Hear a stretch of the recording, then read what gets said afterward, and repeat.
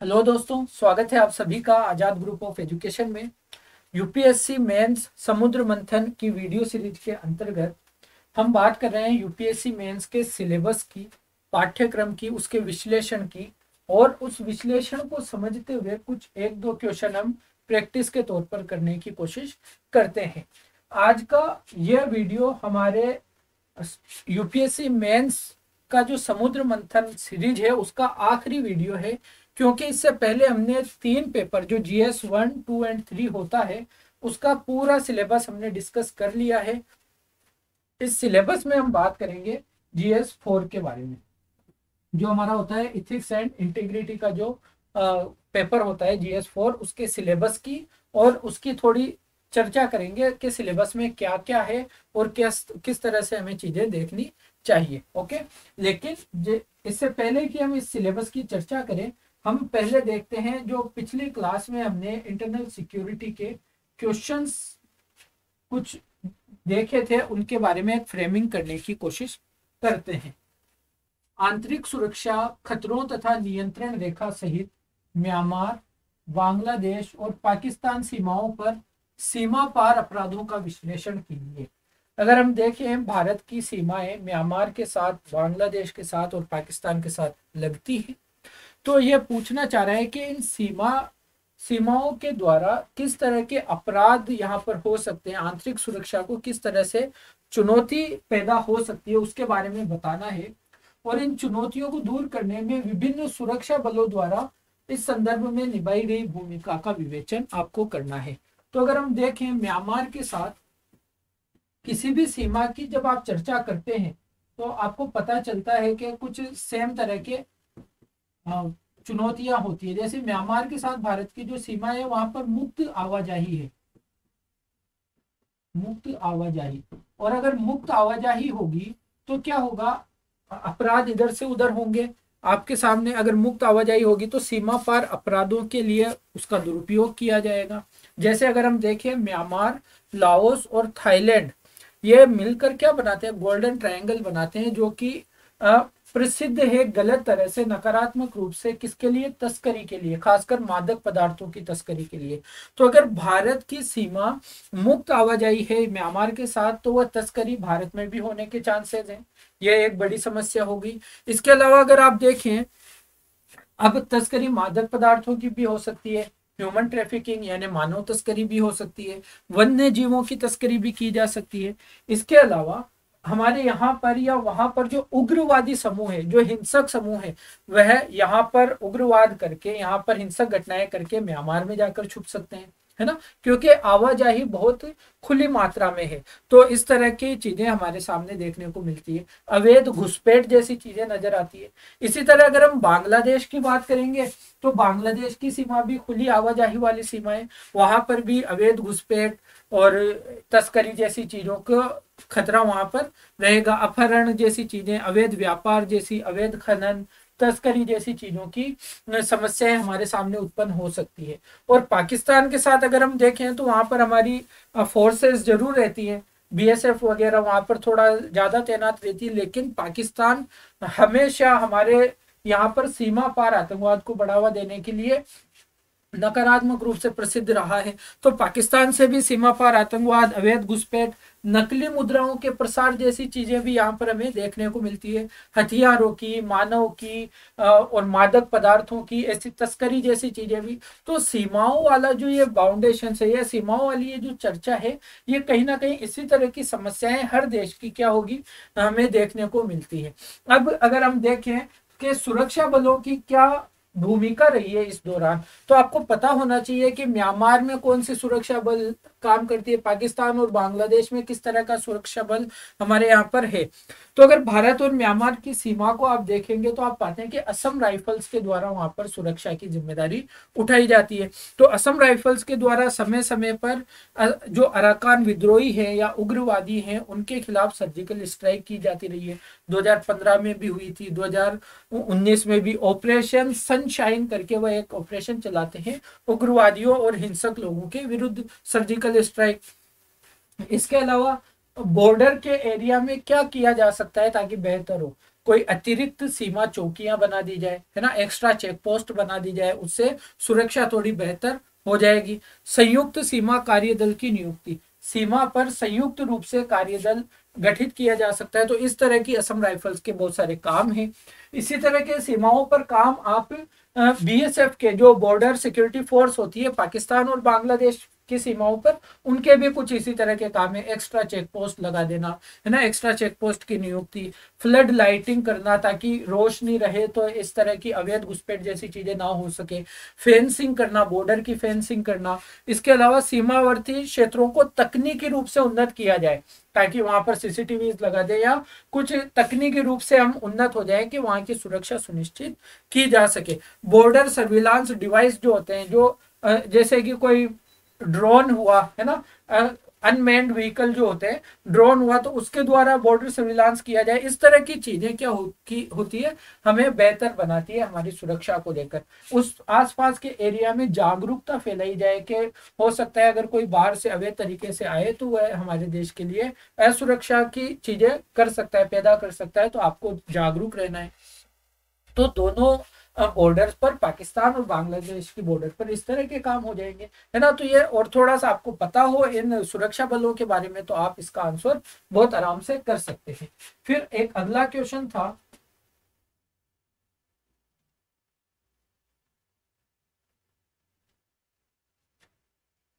भारत की आंतरिक सुरक्षा के लिए बाह्य राज्य और गैर राज्य कारकों द्वारा प्रस्तुत बहुआयामी चुनौतियों का विश्लेषण कीजिए। इन संकटों का मुकाबला करने के लिए आवश्यक उपायों की भी चर्चा कीजिए। तो गैर राज्य और जो बहुराज्य, बाह्य राज्य हैं, इनके द्वारा किस किस तरह की चुनौतियां हमारे सामने रखी जाती हैं। तो आपको पहले तो पता होना चाहिए, बाह्य राज्य तो हो गया कोई दूसरा देश, और गैर राज्य हो गया कोई बाहर का गैर सरकारी समूह हो गया, कोई गैर सरकारी समूह। इसके अलावा कोई मल्टीनेशनल कंपनी हो सकती है, कोई धार्मिक समूह हो सकता है, जैसे पाकिस्तान में जैश ए मोहम्मद जैसी है, ये संस्थाएं हैं, इस तरह के समूह हो सकते हैं, है ना। तो ये चीजें गैर राज्य के अंतर्गत आते हैं। और किसी देश के द्वारा जब आंतरिक सुरक्षा को खतरा होता है तो वो गैर बाह्य राज्य के अंतर्गत हम उसको शामिल करते हैं।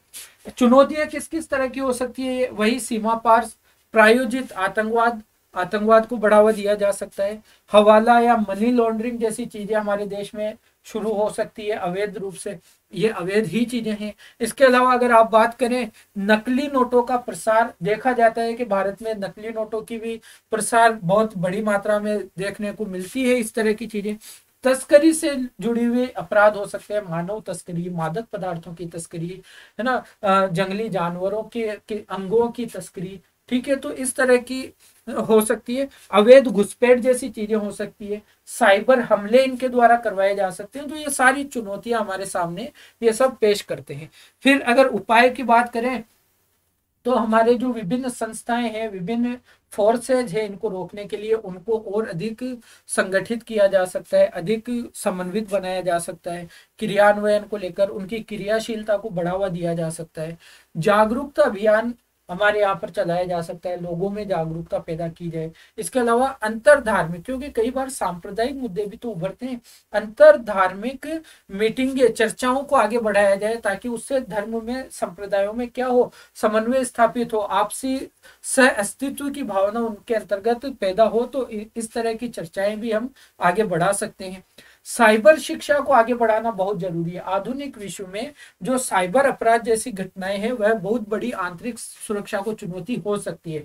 तो साइबर शिक्षा को बढ़ाना हमारे लिए जरूरी है। इसके अलावा मजबूत कूटनीति भी हमारे पास होनी चाहिए, डिप्लोमेसी। अगर किसी देश से हमारे संबंध अच्छे होते हैं तो वहां के अपराधियों को पकड़ने में वहां की सरकार भी हमारी मदद करती है।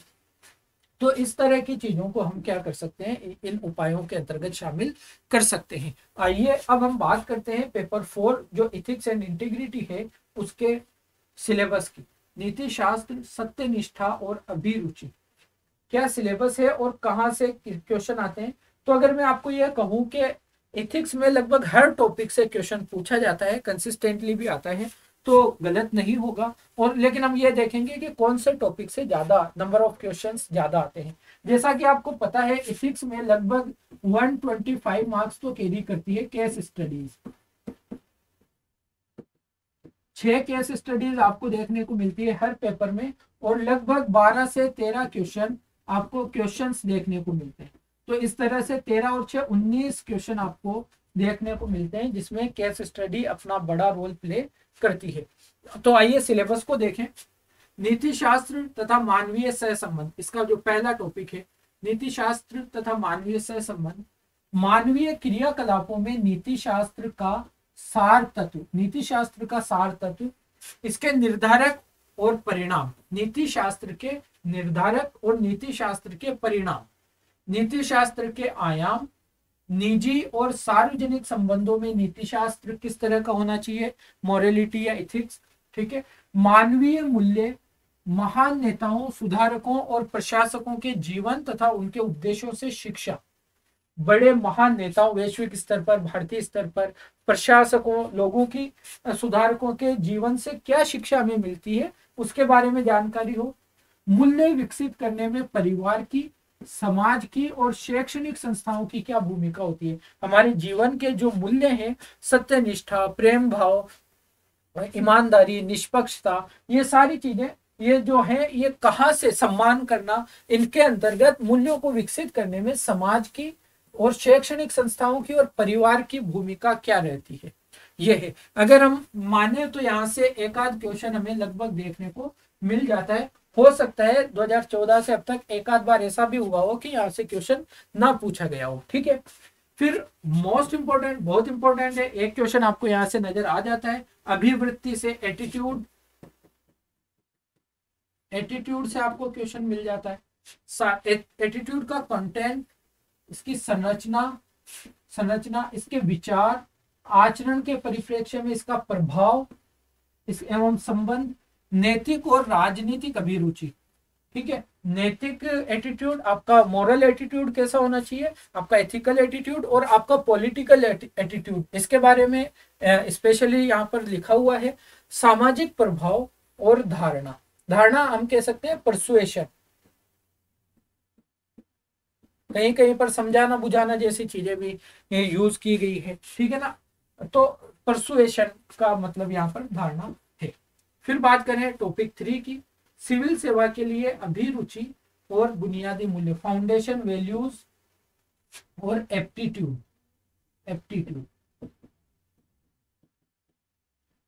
एप्टीट्यूड का मतलब हो जाता है कि वह कौन कौन सी वैल्यूज होनी चाहिए जो किसी व्यक्ति को सिविल सर्वेंट बनने के लिए आवश्यक होनी चाहिए, है ना। तो वो उन वैल्यूज की बात करता है और बुनियादी मूल्यों की बात करता है। यहाँ से नंबर ऑफ क्वेश्चंस हमेशा कम से कम 2 तो होते ही हैं, 2 से ज्यादा भी हो सकते हैं।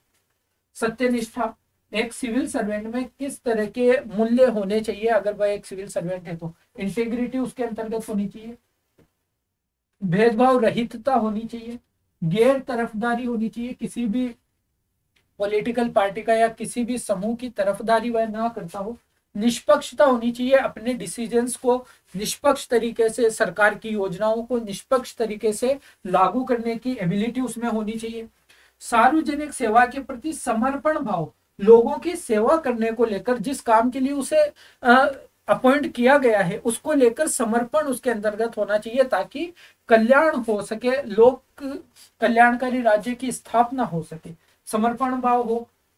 कमजोर वर्गों के प्रति सहानुभूति रखे, सहिष्णुता रखने वाला हो और संवेदना रखने वाला हो, ये सारे गुण एक सिविल सेवक में होने चाहिए, ठीक है। तो ये बात करता है हमारा सिलेबस। देखिए हमारा सिलेबस ना बहुत लॉजिकल है, बहुत टू द पॉइंट है। ऐसा नहीं है कि कोई भी ऐसी बात दी गई है जो किसी सिविल सर्वेंट के लिए आवश्यक नहीं है, बिल्कुल टू द पॉइंट सिलेबस बनाया गया है यूपीएससी के द्वारा। इमोशनल इंटेलिजेंस की भी बात करता है, भावनात्मक समझ, जो अपने अंदर के इमोशंस हैं, जो संवेग है, जो इमोशंस हैं, है ना, जो हमारी भावनाएं हैं, अपने काम करने के दौरान उनको किस तरह से नियंत्रित कर पाता है, दूसरों की भावनाओं को किस तरह से समझ पाता है, उनकी भावनाओं को समझना और उसके अकॉर्डिंग अपना व्यवहार भी करना, जो आवश्यक है एज अ सिविल सर्वेंट उसके अकॉर्डिंग व्यवहार करना, बहुत ज्यादा इमोशनल भी नहीं हो जाना है और इतना कठोर भी नहीं हो जाना है कि आप वहां पर मालिक की तरह व्यवहार करने लगे, है ना। तो भावनात्मक समझ, इसकी अवधारणाएं आपको पता हो, प्रशासन और शासन व्यवस्था में इसके उपयोग किस तरह से या कहाँ होते हैं और इसके प्रयोग के बारे में आपको पता हो। यहाँ से भी क्वेश्चंस आते हैं, बहुत अच्छे आते हैं। भारत तथा विश्व के नैतिक विचारकों तथा दार्शनिकों का योगदान, यहाँ से भी क्वेश्चन दो तो आते ही हैं लगभग, इस इतने क्वेश्चन तो आपको देखने को मिलते हैं। अगली स्लाइड पर चलते हैं।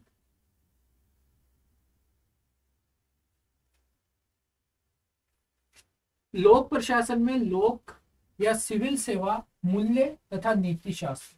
लोक प्रशासन में जब आप एडमिनिस्ट्रेशन में होते हैं जनता की सेवा के लिए, तो आपके अंदर कौन कौन से मूल्य होने चाहिए। स्थिति तथा समस्याएं, इनमें स्थिति तथा समस्याओं के बारे में। सरकारी तथा निजी संस्थाओं में नैतिक चिंताएं या नैतिक दुविधाएं, इथिकल डायलेमा, इथिकल कंसर्न्स। नैतिक मार्गदर्शन के स्रोतों के रूप में विधि, नियम, विनियम तथा अंतरात्मा, ठीक है, कानून के बारे में, रूल्स के बारे में, रेगुलेशंस के बारे में। और हमारी जो कंसाइंस होती है, जो हमारी अंतरात्मा होती है, वह हमारा नैतिक मार्गदर्शन किस तरह से करते हैं उनके बारे में। उत्तरदायित्व तथा नैतिक शासन करने के लिए। शासन व्यवस्था में नीति परक तथा नैतिक मूल्यों का सुदृढ़ीकरण।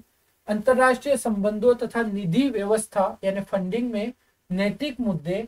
कॉरपोरेट शासन व्यवस्था, यानी लोक प्रशासन में जितने भी तरह के नैतिक मुद्दे हो सकते हैं उन सब की चर्चा यहाँ पर की गई है। आपका उत्तरदायित्व क्या होता है ना, बाकी सब आपको पढ़ना है और आपको पता होनी चाहिए इतनी सारी चीजें। यहाँ से बहुत ज्यादा क्वेश्चन आते हैं, बहुत क्वेश्चन आते हैं मैं कहूंगा। शासन व्यवस्था में ईमानदारी, लोक सेवा की अवधारणा, शासन व्यवस्था और ईमानदारी का दार्शनिक आधार। फिलोसफी इसकी क्या है, ईमानदार होने की शासन व्यवस्था में। दार्शनिक आधार, सरकार में सूचना का आदान प्रदान और पारदर्शिता, सूचना का अधिकार, नीतिपरक आचार संहिता, आचार संहिता, नागरिक घोषणा पत्र यानी citizen charter, work culture, working culture, जो कार्य संस्कृति है, सेवा प्रदान करने की गुणवत्ता, लोक निधि का उपयोग, भ्रष्टाचार की चुनौतियां। इतनी सारी चीजें एक सिविल सेवक के सामने रहती है और उसे इन सब के बारे में पता हो और वह कितना ईमानदार रह पाता है इन मुद्दों को लेकर, उसके बारे में यहाँ पर बात की जाती है। और जो भी पूरा सिलेबस है आपका, उन सिलेबस के संबंध में आपको केस स्टडीज पूछी जाती है, उनका भी जवाब आपको देना होता है। तो ये जो पीछे के 5, 6, 7 ये वाले जो टॉपिक है, यहाँ से क्वेश्चन ज्यादा आते हैं। ऊपर के टॉपिक से क्वेश्चन एक एक दो दो क्वेश्चन आते हैं, लेकिन जो बहुत ज्यादा इंपॉर्टेंट है वो भी 5, 6 और 7 आपके लिए, 4 भी इंपॉर्टेंट है, तो ये महत्वपूर्ण है। अब अगर मैं आपको इसमें कहना चाहूँ, क्योंकि 7 टॉपिक है और मैं आपसे कहूँ कि सिर्फ इतना पढ़ो और इतना ना पढ़े, तो ये बात ठीक नहीं होगी। आपको पढ़ना पूरा है सिलेबस। और इथिक्स एक सब्जेक्ट 250 नंबर 250 नंबर कैरी कर रहा है, तो आपको उस सब्जेक्ट को तो बहुत ज्यादा तवज्जो देनी ही होगी, उस सब्जेक्ट को तो आपको सम्मान देना ही होगा। तो मैं ये कहूंगा एक होलिस्टिक अप्रोच के साथ पढ़िए, क्योंकि इथिक्स एक ऐसा सब्जेक्ट है जो ऐसा कोई पर्टिकुलर टॉपिक से नहीं आता है क्वेश्चन। एक अगर आपने पढ़ लिया है इसको, आपकी एक समझ बनती है और उस समझ के आधार पर आप क्वेश्चन को सोल्व करते हैं, ठीक है। और अगर आपको सिलेबस भी याद है तो भी आप बहुत सारी चीजें तो आपने आंसर में लिख सकते हैं। फॉर एग्जाम्पल एक क्वेश्चन में यहाँ पर लेकर आया हूँ कि किस तरह से अगर आपको सिलेबस पता है तो आप उस क्वेश्चन को डिस्कस कर सकते हैं। उदाहरण के तौर पर उन 10 आधारभूत मूल्यों की पहचान कीजिए जो एक प्रभावी लोक सेवक होने के लिए आवश्यक है। लोक सेवकों में गैर नैतिक व्यवहार निवारण के तरीकों और साधनों का वर्णन कीजिए। तो अगर आपको पता है कि किस तरह के ये पूछ रहे हैं कि 10 आधारभूत मूल्यों की पहचान कीजिए जो प्रभावी लोक सेवक होने के लिए आवश्यक है। आइए सिलेबस में चलते हैं, बताएगा सिलेबस कि एक लोक सेवक में क्या होने चाहिए। देखिए क्या कह रहा है यहां, इस तरह से देखिए, लोक सेवक के लिए आधारभूत मूल्य या बुनियादी मूल्य क्या क्या है। एक लोक सेवक में सत्यनिष्ठा होनी चाहिए, भेदभाव रहितता होनी चाहिए, गैर तरफदारी होनी चाहिए, निष्पक्ष होना चाहिए वह, सार्वजनिक सेवा के प्रति उसमें समर्पण भाव होना चाहिए, कमजोर वर्गों के प्रति सहानुभूति होनी चाहिए, सहिष्णुता होनी चाहिए, संवेदना होनी चाहिए। यही तो पूछ रहा है कि एक लोक सेवक बनने के लिए क्या होनी चाहिए, और आपका सिलेबस कह रहा है लोक सेवक के लिए बुनियादी मूल्य, ये मूल्य तो होने ही चाहिए लोक सेवक में। तो अगर आपको सिलेबस भी याद है तो आप क्वेश्चंस को इतनी आसानी से चीजें कर सकते हैं। ठीक है, इसके अलावा जब आप इथिक्स पढ़ते हैं तो बहुत अच्छी है, अगर आपकी समझ बन जाती है तो आप वहाँ उसके क्वेश्चंस बहुत आसानी से कर सकते हैं। तो इस तरह के ये एक डिस्कशन था हमारा। वो जो क्वेश्चन मैंने आपको दिया था वो इसी मोटिव से दिया था ताकि आप समझे कि सिलेबस का कितना महत्व होता है, हमें याद रखना, हमें पता होना। अगर आपको यूपीएससी का सिलेबस पता है तो मानकर चलिए आपका 10% काम हो चुका है, क्योंकि आपको पता चल चुका है कि मुझे क्या पढ़ना है। अगर आप यूपीएससी का सिलेबस यानी जिस भी जो भी तैयारी आप कर रहे हैं, अगर आपको सिलेबस पता नहीं है तो आप कुछ भी पढ़ना शुरू कर देंगे और आपकी जो इम्पोर्टेंट आपका महत्वपूर्ण कीमती समय है उसकी बर्बादी आपको पता भी नहीं चलेगा और उसकी बर्बादी हो रही होगी। तो सिलेबस आपको जरूर देखना चाहिए, और यही मकसद था हमारी समुद्र मंथन की इस वीडियो का। ये जो भी सीरीज आपके लिए चलाई गई थी आज इसका अंत है।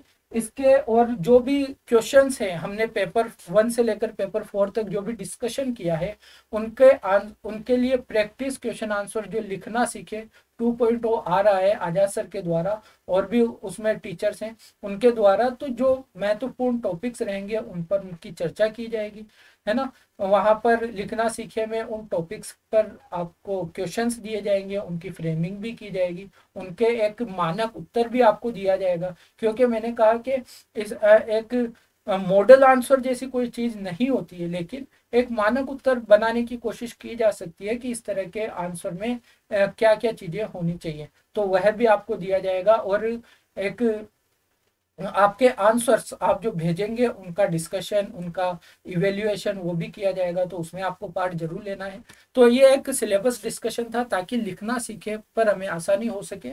तो जरूर बताइएगा कैसा रहा ये सेशन। इसके अलावा हमने प्रीलिम्स के लिए जो सिलेबस डिस्कशन हो सकता है अब उसको भी शुरू किया है ना। उसमें हम सब्जेक्ट वाइज देखेंगे कि प्री एग्जाम में जाने से पहले अगर आप कोई सब्जेक्ट पढ़ रहे हैं तो उस सब्जेक्ट के कौन से टॉपिक्स पर आपकी कमांड होनी आवश्यक है, उसकी हमने चर्चा की है।